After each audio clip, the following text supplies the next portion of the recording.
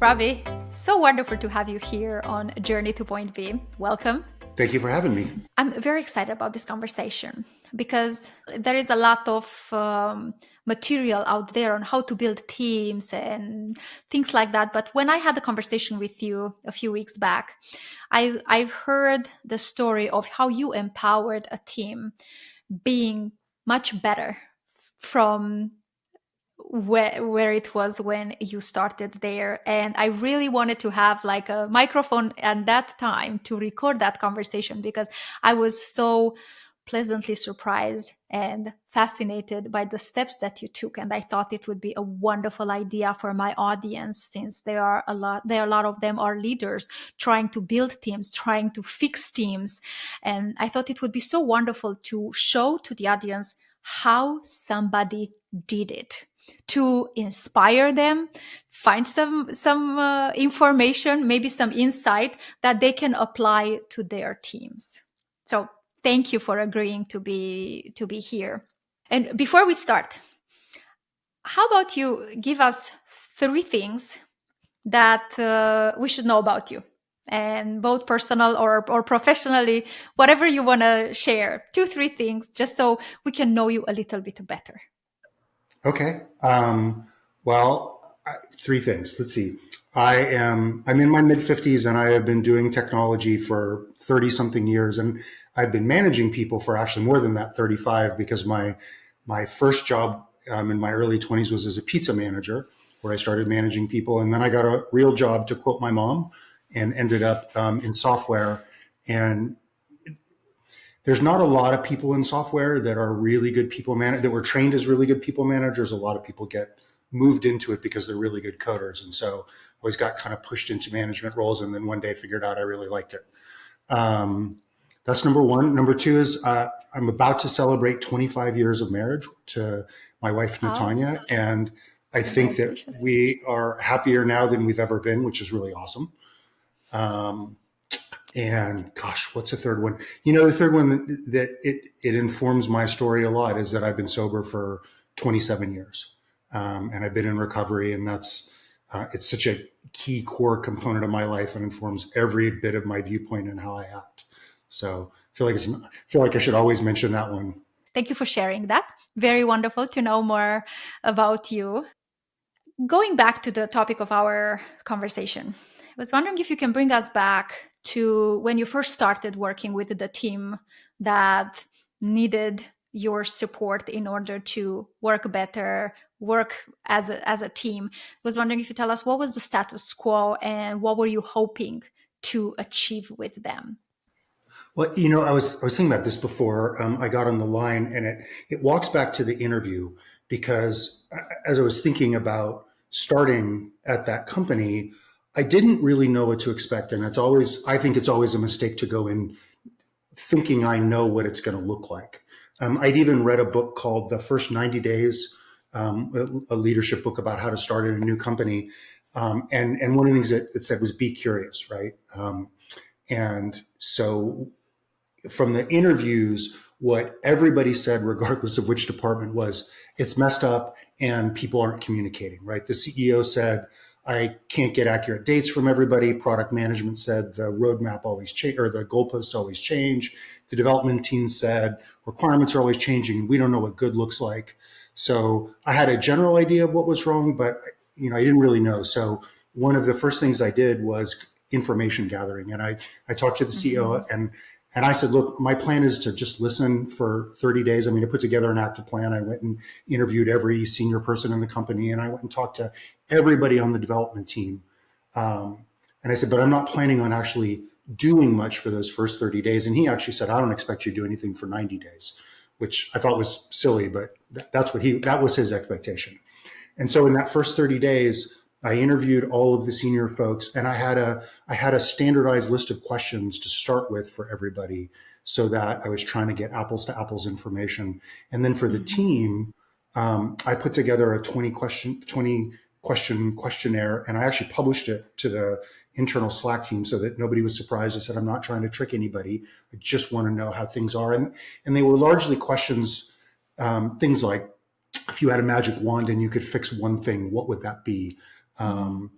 one of my favorite questions I always ask these back to back is, who is the best developer on the team? And then I ask, who is the most helpful developer on the team? And usually people change their answer, because the first person they mention is usually the most helpful. And then when you frame it as the most helpful, then they go, oh, actually, no, like this guy is the best coder, but this one who I mentioned first is the one that helps people the most.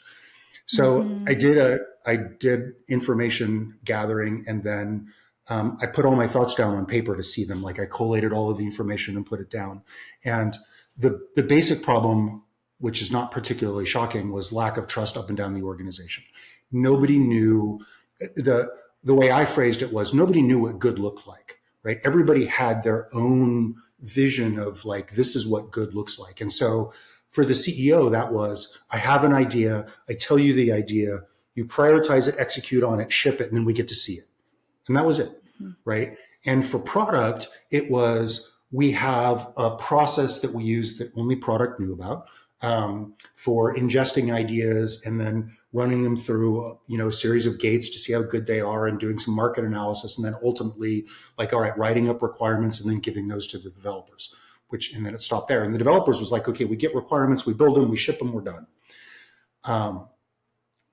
But nobody had the same, like nobody had a cohesive viewpoint. And for almost everybody, except for the marketing team, it all stopped it, and then I'm done with the code. Right? For everybody, that just kind of stopped there. And so there was the missing gap of it's done to a customer's using it, right? Because turns out there's a lot of steps in software development between a developer being done with code, I've committed it, all the tests run, hopefully all the tests run, and it got shipped, people know how to use it, there's help text, marketing has said something, sales is enabled, so that like, those are all things that have to happen. And in young companies, those are gaps, and we had those gaps. So it was no wonder that, the CEO was frustrated that the velocity was low. And it was no wonder that product was frustrated. It was especially no wonder that engineering was frustrated. So that was kind of the state. Like, this is where, okay, the team was. And then there was, where did we want to get the team? And the obvious answer was, like, from the CEO side, because I worked for the CEO, was, I want him to know when we start something and when a customer is using it. And I want him to have some belief that when I say a feature is going to ship in Q3, that we mean Q3 of this year, not Q3 of next year. So there was that. But how do I say this? For me, engineering is a long game. When I look at building a team, I don't just want to build a team to ship a feature next quarter. I've been in companies where we do that, and gaming was notorious for that, right? Gaming, you'd build a team, ship a thing. If it wasn't wildly successful, you'd kill the team and start over, right? So those teams, we didn't build the same way because we didn't expect them to be around for more than 6 months or a year. But corporate software, you kind of expect it to live forever. I mean, that's when you think of SaaS software, it's like, really, I got to build this forever. And if I want the software to do really well, I have to think about the team, because ultimately the software is just the reflection of the people that build it. So thinking about a team is like, all right, the team is going to be a long game. So I don't just want to build this vehicle for the CEO to be able to pump stuff out. What I want to build is a team that trusts each other, trusts the process, trusts the company, and kind of in that order, because that's the pyramid of going up. If the team doesn't trust each other, they're never going to trust anybody else. And once they trust each other, if they can trust the general process, and that the process isn't there to screw them, which is the mentality of most of us, or at least people that have had bad corporate experiences, which is almost everybody. So you want to build that. And then once they trust the process, then sort of the rest of the executive trust is gonna net out, assuming that they don't do something stupid, which sometimes is a large assumption itself too. But that's, part of my job is managing up, managing down. So I thought about a lot of different ways to do this. And I don't remember why. I was doing something and I was inspired by something. I can't tell. I don't remember what it was, but I can't take credit for the idea. But I was like, oh, we should do a virtual offsite. This company was remote and all virtual, so there was not going to be a bring everybody into one place. They wouldn't have come. but we could do a virtual offsite. So I prepared notes, like I had pages of notes of why to do this. And what I proposed was a 2-week virtual offsite, a full sprint cycle. They were doing 2-week agile sprints. And so I proposed a 2-week. Now I expected to get that negotiated down, right? I expected them to be like, what? You're not going to have engineers work for 2 weeks? Can't do that. And so I was, I had it like, here's what I do if I got 2 days or a week. And I pitched it and I was all braced and ready. And they were like, that's a great idea. You should do that. And I was like, oh, awesome. Excellent. And then immediately I was like, oh my gosh, now I have to fill 2 weeks of content. Like, and I know we talked about this. I arranged content and I broke every day into 4 blocks. And the first block every day was Ted Lasso block, which we get the Ted Lasso cups up there. And we watched, it was season 1 was out. I don't think season 2 had been released yet. And so we watched an episode of Ted Lasso every morning. It was the first thing we did. Everybody sort of rolled in with their coffee or tea or whatever and watched Ted Lasso. And then we discussed it. I actually had, every day that we did it, I had a questionnaire that we filled out to sort of prime people's thinking. And for those who are familiar, I had questions like, is Jamie's attitude as the best player, is it valid, right? If you're the best player, are you allowed to be a jerk? We had comments about Roy Kent's behavior, like, is this okay? Was Ted being too soft on the team? Is the goal really to train people to be their best selves, or is it really to win? And, a lot of this was, everybody sort of got the metaphor after the first episode or two, that this was more than just a show about sports and a comedy. Like we were talking about team building and we were seeing it modeled in front of us. I mentioned that one a lot because that was the highest rated of all of our sessions. Like a couple of people really hated it. Most people really loved it. Like they got into it. But the rest of the sessions, typically we had one around process. So whether it was, here's what agile process is supposed to look like. Here's what the product management process looked like. I should go back. One of the things that I did was I talked to the product team and I was like, I would really like you to join this. I don't want this to be an engineering offsite. I want this to be a product and engineering offsite. And I want us to think of each other as, even though we're separate departments and there's supposed to be tension, like we will succeed or fail together. So can we do this together? And we did. In fact, the t-shirts that we have, we made t-shirts that look like concert t-shirts. They're great. And it was the product and engineering tour of whatever that was, 2020. And on the back where normally there's the cities that people go on tours, there were cities that everybody lived in since we were remote and spread out all over. It was awesome. So we had product there. And so product also, the process that they were using that nobody knew about, they got to introduce and show the developers. And we talked about how we needed to introduce development into their process, because basically, one of the places that happened for distrust was that part of the early process of the product pipeline was that they would estimate the size of a feature.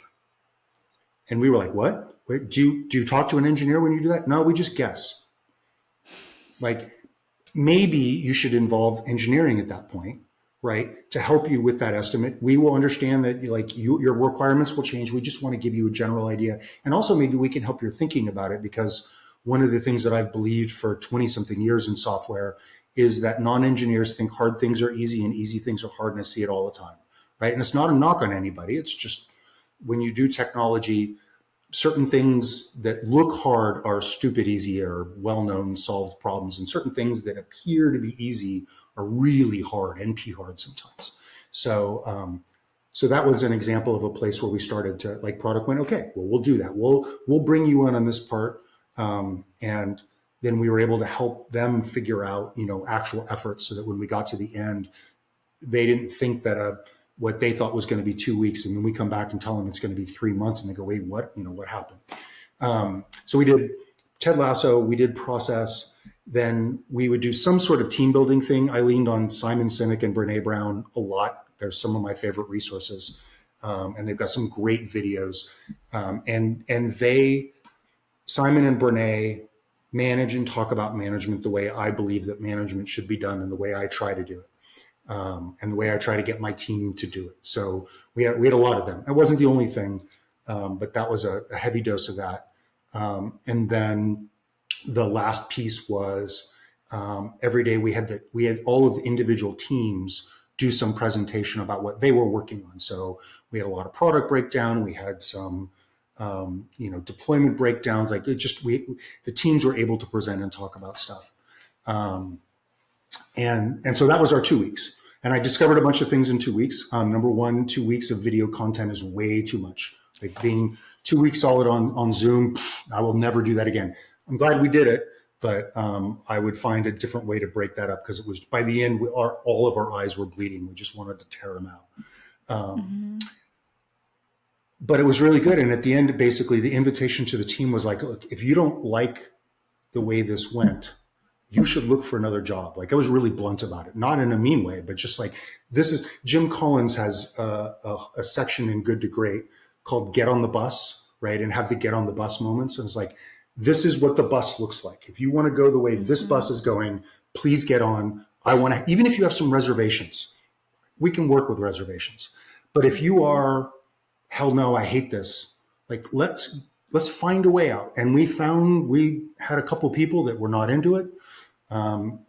We had a couple people that were vocally not into it, and we managed them out or helped them out. And then we had a couple people that were non-vocally not into it that we had to manage out, because they didn't want to say anything, but they just didn't want to follow that. So that set the framework for how things were going to change and the way we were going to operate. And then we went through, there was a whole series of procedures. I was going to say policies, not really policies, but team conventions, how we were going to operate with each other. And so, for example, going back to shipping, whenever engineering started something, they just started something, right? Okay, we're going to work on this. And product would usually know about it, because they would be the product owners would be working with the engineering managers to queue up the stories and requirements for any given sprint, right? And then get to the end of the sprint and they'd ship it, and, they'd push it to production, and then that would be that. And we went, wait a minute, like, this isn't serving our customers. Let's talk about the customer side of this. Here's a customer experience. This is a real customer experience. I got a note on this from one of our CSMs, our customer success managers. And they said, this is what my customer told me happened. They're on a page. They're doing a thing. They've done this thing hundreds of times. They're under the gun. They have a deadline. They're doing something. They hit a button and the page changes. They've been on this page for weeks looking at it, and all of a sudden it's different, and they don't know why, and they don't know what's different, and there's nothing on the page to tell them why it's different. They don't know if they did something wrong. They don't know if something changed. Like, there's zero notice. That is a terrible customer experience. And it's not an uncommon customer experience in SaaS software. So one of the things we started to do was like, all right, let's have a conversation when we're starting something, or even before we start it, when we're writing the stories. What are we going to need for this? And we built a launch process, right? That started with, beforehand, who needs to know about this? If this is a minor change, we don't have to worry about all this. But if this is something that changes the UI or introduces a new feature, how are we going to get all the way through the organization? How is marketing going to know? So in case we need to market the feature, how is sales going to know in case this has revenue implications? How are the CSMs going to know so that they can alert their customer? Do we have to have, we had, a text group for writing text. Do they have to know so that they can write text for it? Like, and how far back do they have to know? And one of the things that did, I didn't think about it at the time, but a lot of times in engineering, we get these sort of arbitrary deadlines. Like, why do you need it by then? Right? That you have to have it by the end of the quarter. Well, why? Is that an arbitrary deadline? Is that for real? Once we were able to say, hey, look, here's 10 other people in the organization. People, their names, their faces, right? They're not somebody. It's Jill, and it's Sunita, and it's whoever else. Like, they know this is coming, and their job is relying on you getting your job done. All of a sudden, those deadlines become less arbitrary and they start becoming personal. And that's right. If I don't get this out, I'm going to let somebody else down. I'm going to have to tell a person I know that this isn't coming, or this is going to be delayed, or whatever. And I know it's going to cause them problems. And hopefully we've created enough of a culture of empathy that we actually care that we're letting somebody else down.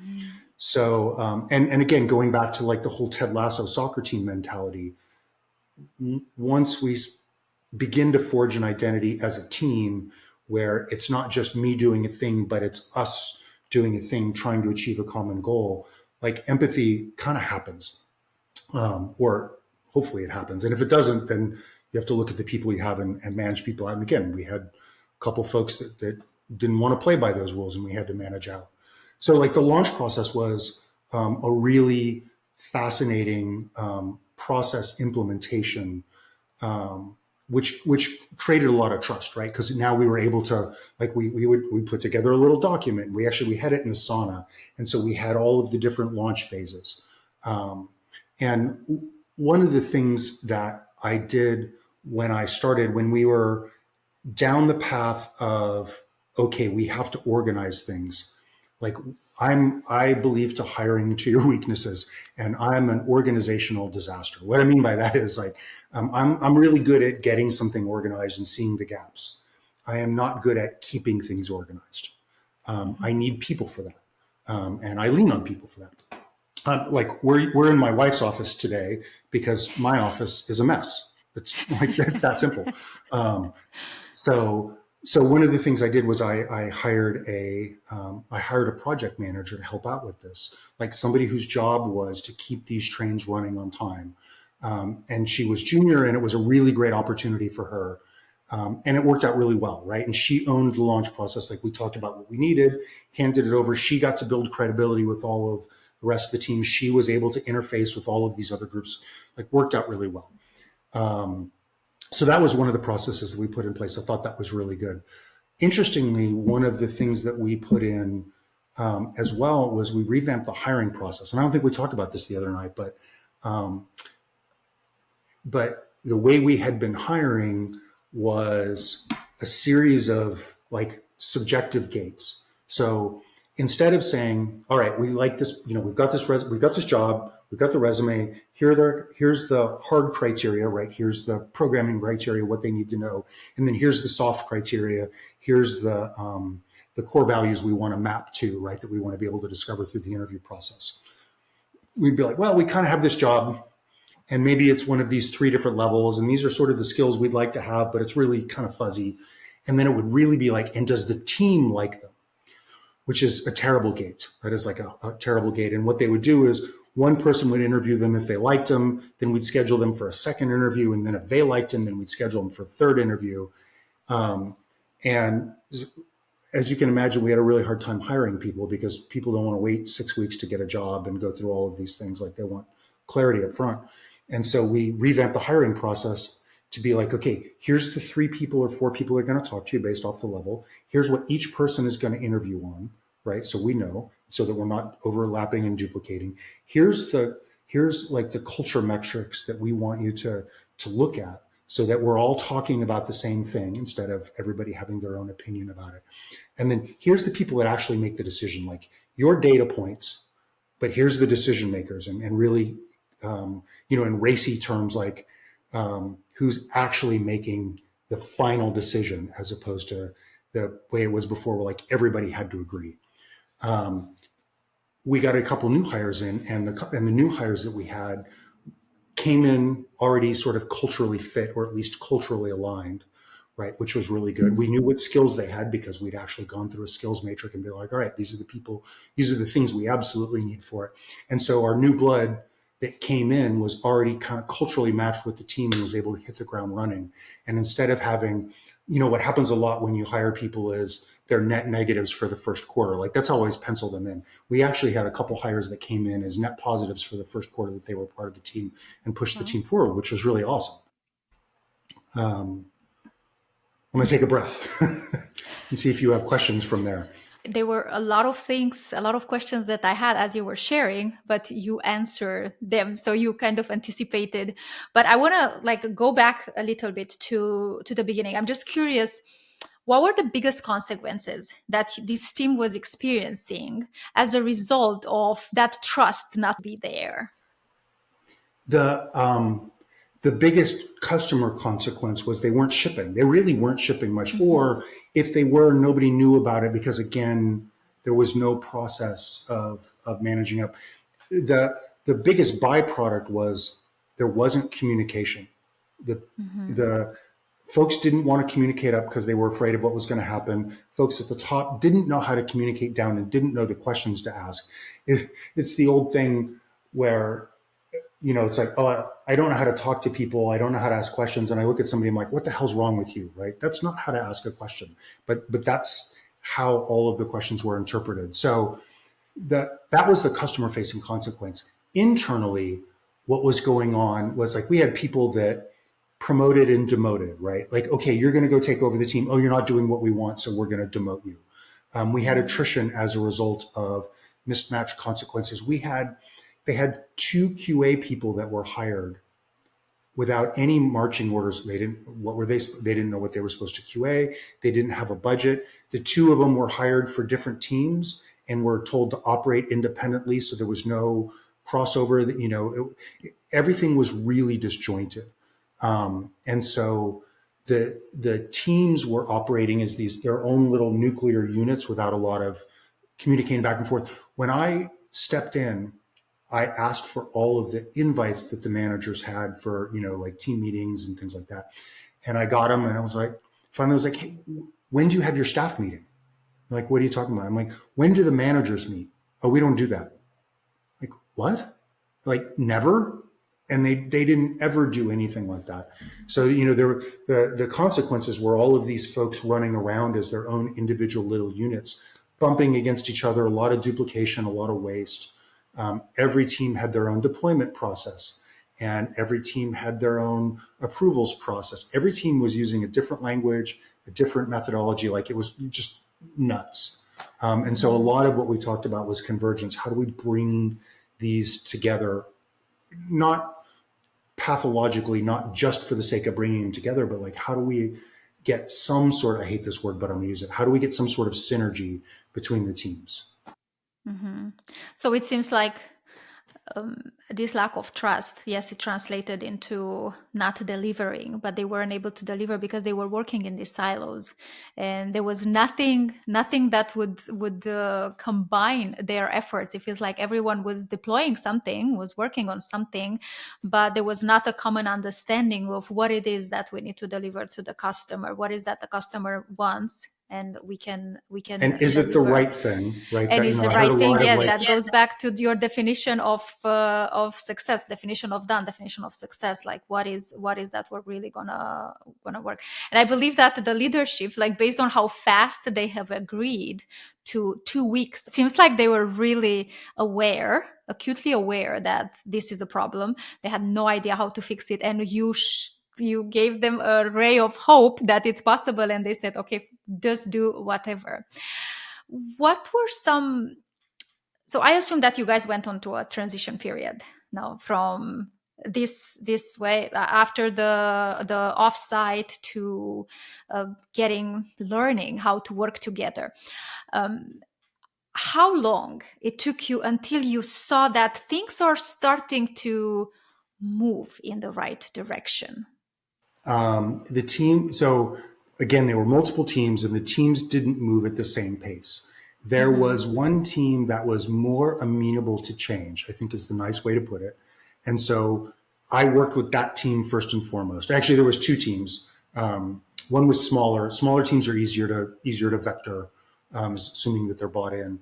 But I had a very small team, a DevOps team, and they were really willing to change, but they're sort of the tail being wagged because they're dependent upon the other teams. But one of the product teams was really willing to adopt new stuff.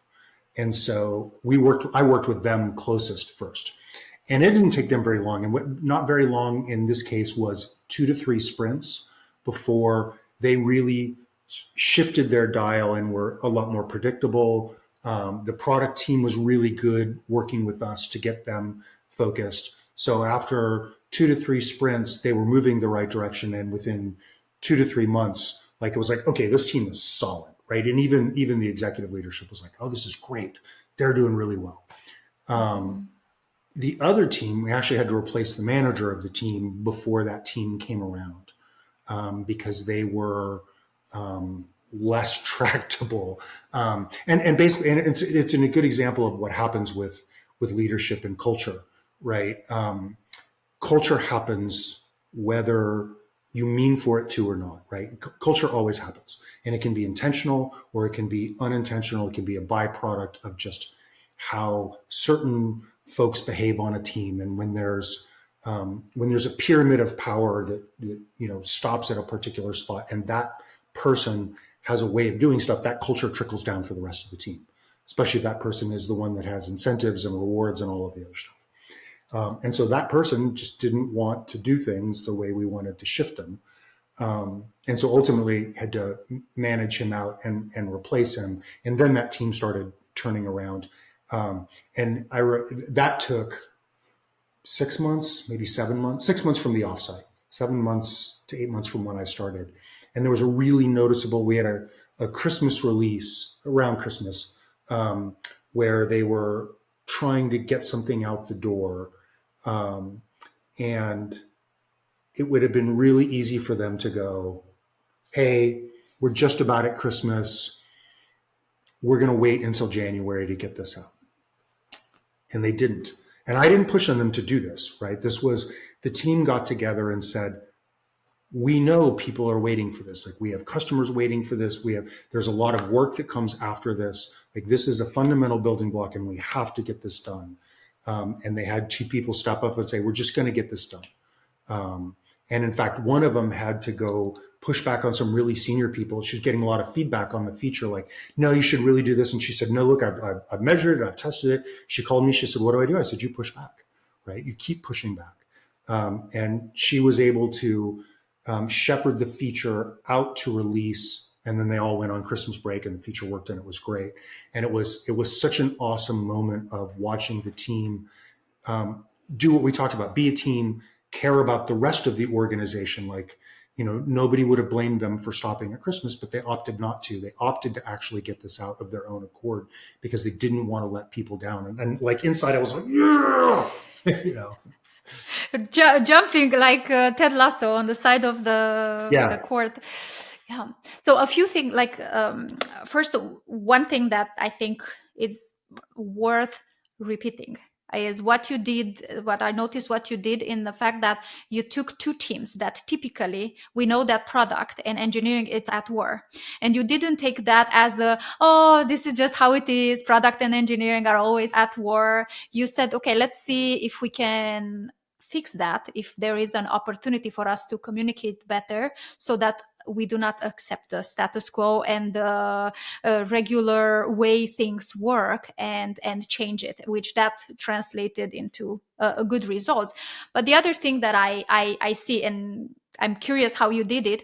It seems like now the team was more connected with the customer needs. Seems like before the team didn't really know what is the impact of them not working, not delivering, not committing. And somehow now they knew that the customer needs that release to be done before Christmas. It would have a great impact on them. How were you able to help the team get in the knowledge of what the customer wants?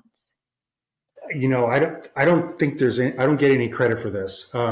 This was a byproduct of all of the rest of the stuff. So when engineering and product got closer connected, engineering got closer connected to the customer just by association, right?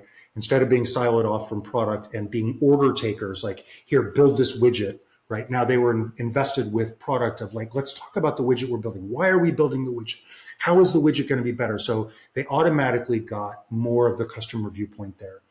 But also as part of the launch process of talking with marketing, of talking with sales, or at least being in the room when those conversations were happening, but especially when talking with support and CSMs, right, who are the front line for customers. They got to hear customer concerns, right? And they were actually in the room for those conversations, as opposed to having an engineering manager proxying in the room and telling them what they thought that, what the engineering manager thought was important. And I think that's really, really important. And so they were closer to the customer concern because they were hearing the customer concern in some cases for the first time. Not all of them. We had one guy who actually came from support, and he was a huge customer advocate. And it's no surprise that he was on the team that was able to pivot first, right? Because he was a key part of that pivoting. Like, he understood the customer. It's one of the reasons I picked that team to work with. And he was able, his viewpoint was able to be disseminated out to the other teams to be like, hey, this is why this stuff is important, right? This is why caring about the customer is important. One of the things that engineers will do if you let them, and it's not because they're bad people or malevolent or anything, it's just sort of the path of least resistance.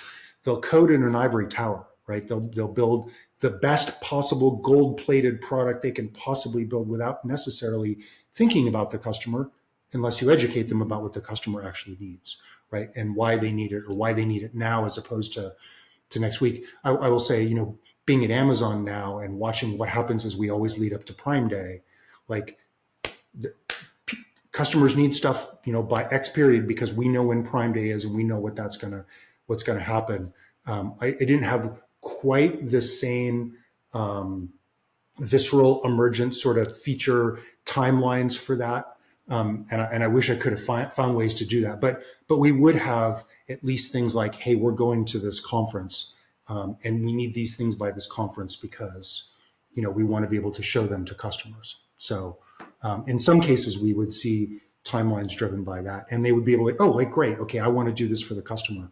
And the other thing about the customer-centric viewpoint is, going back to the gold plating, is the practical reality of shipping as opposed to the theoretical reality of shipping is this really interesting pivot point. So we had a analytic feature, and we've been trying to do it and trying to do it and trying to do it. And we were trying to do it perfectly. And one of the things that we did after the offsite is we did a hackathon, and I was like, hey, one team, try to do this here's some resources, here's Snowflake, here's a visualization system. Try to build the thing you've been trying to build over there in native code. Try to build that with this set of tools, and see if you can. And here's a target, right? Here's a spreadsheet that one of the customer success guys built that he manually populates. Can you build that? They built it in 3 days, and it took us 2 weeks to ship it. And it was a really good piece of evidence of better, but not perfect. Right. And oh my gosh, the customers love this because now they have access to data they've never had access to before. And they've had access to a way of slicing their data they've never had access to before. And then they got to see like customer usage. They get to hear customers going, man, this is awesome. You know, so, and that's that kind of feedback loop of like, hey, I ship something and then customers get to see it be awesome. You know, you get to see customers use it and feel it be awesome is really cool. In games, we got to see that because we had great metricing because you had to have it. So you'd launch a feature and then you'd literally watch the graphs go up. In SaaS software, we often don't emphasize that enough. We don't emphasize the customer feedback loop and the connection to let's launch a feature and then watch customers use it because the tail of customer using features is usually much longer. So it seems like in that process that you like the launch process, connection with the customer, it was part of that process, and that helped the team get connected to the mission and really not have someone have to tell them how important it is for them to see with their own eyes. Yeah. I typically don't ask this question, what would you do different? But just because you said that you would not do 2 weeks. So what would you do with a new team now? I would have lobbied harder to get us into a room together for at least a couple days. Face to face. Face to face. And I know I wouldn't have gotten full participation because families, little kids, you know, some people work remote because they're hardcore introverts and they just don't want to be around people. And I totally understand that and respect that. But I think I would have lobbied harder for more budget for face-to-face. Again, it was really effective. I just think that 2 weeks of virtual, after doing it, 2 weeks of virtual training is really, really taxing, or maybe would have broken it up into a week and then time to do something else, and then another week, and then time to do something else, time to absorb it, time to wind down from so much screen usage. But I do think going face to face would be better. And, you know, like where I'm working now, we're back in the office 3 days a week. And while I don't love the way that we have gotten there, like the process it took to go from, hey, we're fully virtual, and then the incredibly fast whiplashing pivot to, hey, we're back in the office. And if you're not, like, it's serious trouble. I do appreciate that we are in the office. And for example, we had a team sort of bug bash thing. Like we all got into a room and we did a process together for 2 hours, and the energy was awesome. Like I sat back for a little bit, and it wasn't even my process. It was one of the other managers, but I sat back and watched and listened and absorbed the energy from it. And that is the benefit of being in the room together. And so I know it took a long way to answer that, but I think I would get people into the room if possible. What would you say was the biggest surprise that you had in this process? I'm always surprised when it works. I don't know why. I have enough evidence over the decades I've been doing this. When I came in, it was sort of a no-lose proposition, right? It was to hear everybody else talk about it. It was so busted that it was like taking over the 1966 Mets, right? It was just like, oh my gosh, there's no way this is ever going to get better. And so I was surprised that we were able to get it done. Although really after being there for 2 weeks, it was pretty obvious that it was just a matter of mismatched alignment. People just weren't aligned, and it was just going to take a little bit to get aligned. From the offsite itself, I thought Ted Lasso would be hit or miss. And you know my personal love for all things Ted Lasso. I thought it was going to be, I knew my energy and excitement about it. I was not prepared for the love-hate relationship with it. Like there was a few folks that were like, this is the stupidest thing I've ever done. And then there was a whole host of folks that were like, this is amazing. I can't believe we did this. I can't believe that anybody would think about doing this. I can't believe that you got away with it. And I can't believe it worked so well, because it provided such a good reference point and framework for conversations about team, about culture, about management, about how we interact with each other, modeling the little things about day to day. One of my favorite things about Ted Lasso, the show character, not necessarily the show, and you see it early on, is that everybody's important, right? It's obvious in the relationship with Nate, right? And that's the one that stands out. But even early on, people miss this. His driver, when he shows up in London and he has a driver, he talks to the driver, right? He greets him. He has a full-on conversation with him. That driver refers him to the restaurant that his dad owns, and that's the Indian restaurant he goes to with Trent, right? He not only acknowledges everybody, he pays attention and listens to them and acts on that and follows up with that, right? And so we talked about details like that. And the act of talking about things like that and the level of empathy and concern and listening and follow up, it helped create, when we went through the launch process and said things like, hey, it matters that you care about marketing, right? People remember, okay, this is my Nate, right? So we had language to talk about things like that. And I think that surprised me the most, is that for my entire tenure there, that was a theme, right? That what would Ted do, or how would we do this, or what would Roy do, or anything like that. So that was particularly interesting and surprising. One of the questions that I've learned earlier in my coaching career, that one of the most powerful questions to ask, what would a wise person do? So it seems like your team was like, what would Ted do? What would someone that you respected in that TV show do? And it really helps you put the problem in front of you, not disconnect a little bit and think more logically. So I could talk to you forever on this topic, because I'm very passionate about, and I see your passion that you have as well. But I just want to ask you a few more quick questions. So one is, for the manager that inherited the team, they had no idea during the interview process what team they are inheriting, and they just feel like it's a complete mess. They are working in silo, missing deadlines. What would be some of the things that you would tell them to start doing as a first step to see some positive forward movement? The first, to go back to Ted Lasso and the dart scene, the very first thing is to be curious, not judgmental. It is so hard, right? It is so hard to not look at something and go, oh my God, it's broken and you're all stupid and I don't know why you do this. Mm-hmm. But there's one of the groups at Amazon has a tenet called respect what came before. And I think that's important, right? So the first one is be curious and not judgmental and like understand that everybody did something for a reason. May have been a terrible reason, but they probably did the best they could at the time with the information that they had.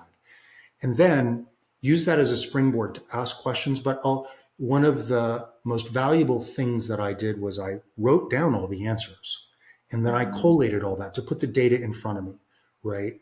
And that particular thing helped me see the patterns of all of the stuff. So I do this almost with every team that I have now. Whenever I pick up news folks, is I'll go interview all of them. I'll talk to all of them. I will ask them questions. I'm a little bit less structured than I used to be as far as that goes. And I write down those things and then I start looking like, what are the patterns? What am I seeing here?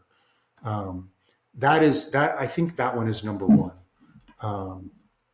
And one of the things that comes out of that is like, one of the questions for me is, what does good look like? I always go in with an opinion because I always think I know best, but I've learned to kind of set that aside.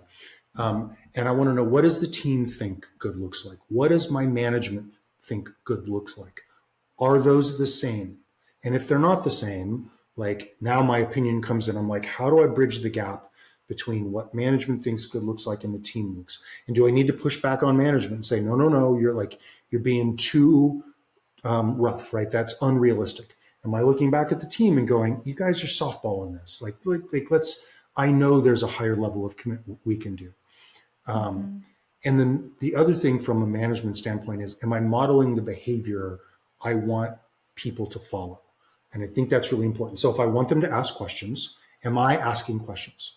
Am I saying in public, oh, I don't know, I need to find out, right? Am I, when I'm nervous, when we walked into the podcast today, I'm nervous. I'm really good until 2 minutes before, and all of a sudden I'm nervous. Am I saying that, am I normalizing that behavior when I'm not feeling good on a particular day? Am I just like in my side of the desk and hiding? Or am I saying, man, I'm not 100% today. You are not going to be able to expect my best today. Am I saying that out loud? Because if I'm modeling that for the team, they will do that. If I'm modeling must always be perfect out loud, right, in public, then the team's going to model, must always be perfect out loud. If I am modeling hide mistakes before anybody sees them, that's what they will do, right? If I normalize that, then they'll do that. So when I'm asking those questions, like I'm trying to find out what sort of behaviors, what is the actual team culture and what parts of that team culture need to be changed, and how do I model those changes first? Because it's like parenting. It's the whole do as I say, not as I do, but kids will always do what you do. And Exactly. not that work people are kids, because they're not, but that principle holds, right? If the Exactly. people that have authority and responsibility and are responsible for incentives and rewards, i.e. salary and bonuses, if they're doing a particular set of behaviors, that's what you're going to do. If you're rewarding a particular set of behaviors, this happens at companies all the time. We say we don't want superheroes, right? We want everybody. We don't want one person to do 80 hours of work at the end of the project, throw in the superhero cape, save the day, because that's not scalable or sustainable. But if we reinforce that behavior by, giving that person awards and rewards and not giving them to the team members that put in the other steady state effort, then what's going to happen? People are going to do that, right? Exactly. And so we have to, as a leader, we have to be aware of what we're doing. And the same thing, like if I sort of do this, but at the end of the project, all of a sudden I, put on the superhero cape and try to save the day. Well, the rest of the team's going to do that too, because they're going to think that's the behavior they're supposed to do. So when taking over new teams, it is really important. I think self-awareness and empathy are probably the two most important managerial traits. You won't hear that in a lot of management books, but really being aware of what I'm saying, what I'm doing, how I'm behaving, what kind of norms I am putting forward, what I'm making it okay and not okay for the team to do is huge. And also having curiosity. If I go in thinking I know best, I won't. So one is be curious, assess to assess the situation and have a clear benchmark of what you're starting with. No judgment. I like that. The second one, just to make sure that the definition of good, like everyone has the same definition, that everyone is on the same page. And the third one, lead by example. Like model what you want to see in your team, be the change you want to see in the world, like Gandhi would say. Wonderful. I like that So you can take 5 minutes of me babbling and dial it down into like 15 seconds of very cogent. but you gave me the information. I just wanted to make sure that I get that, because it's wonderful, and I believe that it just by trying, if they do not have the luxury of 2 weeks off site, at least try making small changes in this direction. I think it can really they can really see a difference in a few months if they are consistent with it. And I'll add one thing real quick. That's such a good point. Making small incremental changes up front to build trust is really helpful. It's one of the things I've done there, but I've also done in other places. Is just like notice a little thing and make small changes, and teams will get used to, oh, okay, you're going to make changes, but they'll also go, oh, these changes make sense. Yeah, exactly. And we can count on them. We can count that if there's something that doesn't work exactly, we do not just accept it. We know there is hope. If we talk, if we speak up, it can change. Quickly, what is one thing that you learned about you in this process? What is one thing I learned about me? The flip answer is I hate my voice on video, because I went back and I listened to all of it. But a more introspective answer was I wasn't as cognizant about how terrified of failure I was when I walked in, because it was like I said, it was a no lose. It felt like a no lose situation, and then I got in, and the stakes were really high, and I was really terrified that I was going to blow it. And so, in addition to all of the other stuff, I had to be transparent about my own nervousness about a bunch of the stuff that we were doing. Not with everybody, but like I had to make sure I had systems in place to talk about, like, oh, okay, we're about to kick this off, and my heart's doing this, and my palms are all sweaty, and I feel like I've had 10 cups of coffee, even though I haven't. So that was really interesting to me. That was like, ooh, I was not expecting that.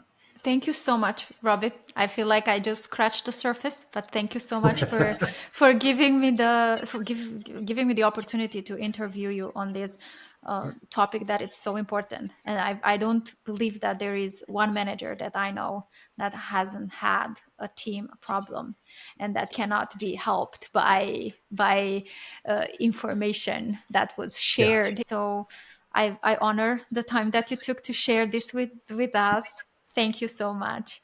Thank you for having me. I cannot wait to have you back again to share other case studies and other success, because it's really empowering. And it really gives hope to people that even if I inherited a team that needs support, that there is hope there, and other people have done it, as long as they really made that a priority. So thank you. Thank you again. I hope this episode gave you some inspiration for reaching your goals. If you found it useful, please hit the subscribe button. This will help me bring you more inspirational stories to support your own journey to point B. Thank you.